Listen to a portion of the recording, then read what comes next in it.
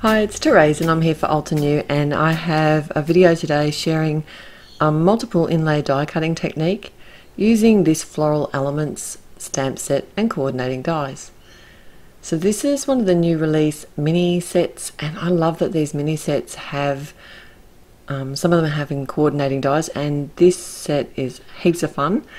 I love that kind of whimsical look on these flowers, and what I decided to do was I wanted to make a nice bright and clean and simple design.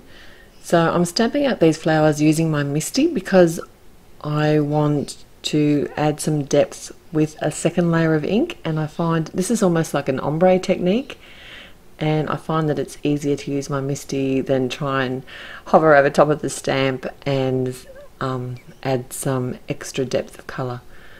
You can actually do this technique without a Misty. You just have to take your time and line up the stamp, and you can actually do this technique with just one ink colour, because if you add a second layer of exactly the same colour of ink, then you'll find that you'll have some depth. But I did actually choose a couple of different colours for my flowers today, just to add that extra bit of shading. So the pinks, that was Pinkalicious and Rubelite. The blues were Sea Breeze and Turquoise. And the dark berry, I used the Vineyard berry colour. Now it's actually easier to do this technique with the double layering with the small cubes of colour, but I don't own all the small cubes. But with the greens, I came in with the Frayed Leaf and the Forest Glades, and it was actually a bit easier because I have the cubes. You're a little bit, it's easier to manipulate the cubes than the big ink pads, but certainly doable. Alright, so I'm going to be doing my die cutting now and doing the multiple layer inlay die cut technique. It's a hard one to say. I've got some Warm Sunshine cardstock and just cut it to as a panel to fit on my card. And I've actually, if you notice there, I'm laying out my die cuts, and starting with the fine alphabet, I added the word hi. But I had my little bouquet set out on the card front, and then I could tell which images were going to be at the back. So that's how I chose which images to die cut first. So this leaf image is going to be behind the flowers. So I've die cut that first, and now I've got a piece of computer paper, or just thin paper, it's copy paper, and added some repositionable adhesive to that. And I'm sticking it behind the die cuts that I've done. Now what I can do is come back in, lay the actual die cut in place like a jigsaw, and then kind of work out where I want my next images to be die cut from. So I'm working my way up from the back of the card. So this one is my next layer at the back, and so is this other leaf. If I had two of the dies, I could have actually die cut the leaf at the same time, but I've only got one, so it's just saving me lots of passes through my die cutting machine. I'm doing multiple die cutting at the same time, and now I've got one more lot of die cutting to do, so I'm going to be creating another little template. Do make sure that you keep all these little bits and pieces of your die cuts as you're cutting them out, because we are going to come back in and inlay them. So I've got some more copy paper behind, and now I need to lay my jigsaw in place again, and I have both my leaf images, and then my top image is going to be one of the hot pink flowers.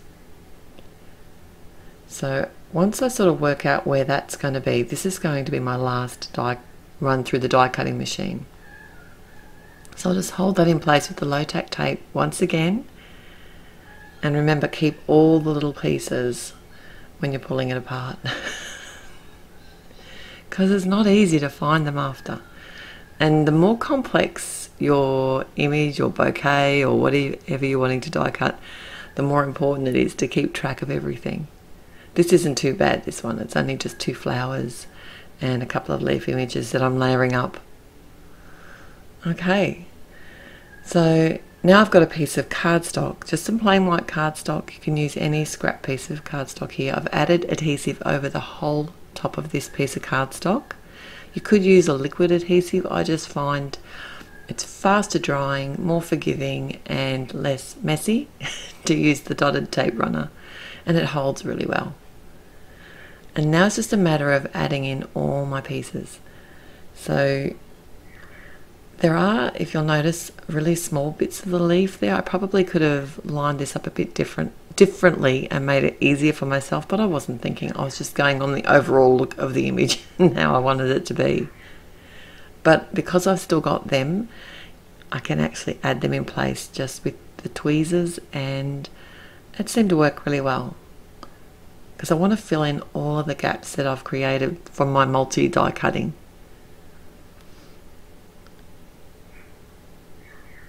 I did lose one of my, there's 2 berries in this stamp set, and I actually lost, when I was, you know how you cut off the little bits of edges of the dies as you're cutting them apart? One of them just flew off, and I thought I heard it hit the floor. And I was searching high and low for this little tiny die cut circle, and I thought, I'm going to have to buy another set, because I don't have the small, and they're really hard to fussy cut really small images like these berries. And I thought I was done for. I mean, how can I hear it, watch it fall, and then not be able to find it? I thought maybe it bounced up into something. I even looked through my rubbish bin. It was my paper rubbish bin though. But you'll be pleased to know I found it the next day. It actually fell onto my stamp press. Not onto the floor like I thought I saw it do. Okay, so I've just used my corner chomper. It's the 1/4 inch, I think, the smaller side of them, not the 1/2 inch, I think it's a 1/4 inch corners to round all the corners. Added some black fun foam and some score tape behind my actual panel. I've got some jet black cardstock here, and I just wanted the word "hi" to be sitting up and have the black showing through. I could have inlay die cut that as well, but I wanted that to be like a negative space. And I'll just adhere that to my top fold card, and that's my finished card for today. Thanks so much for joining me. I'll have all the products and blog post linked below, and I look forward to seeing you again next time. Bye for now.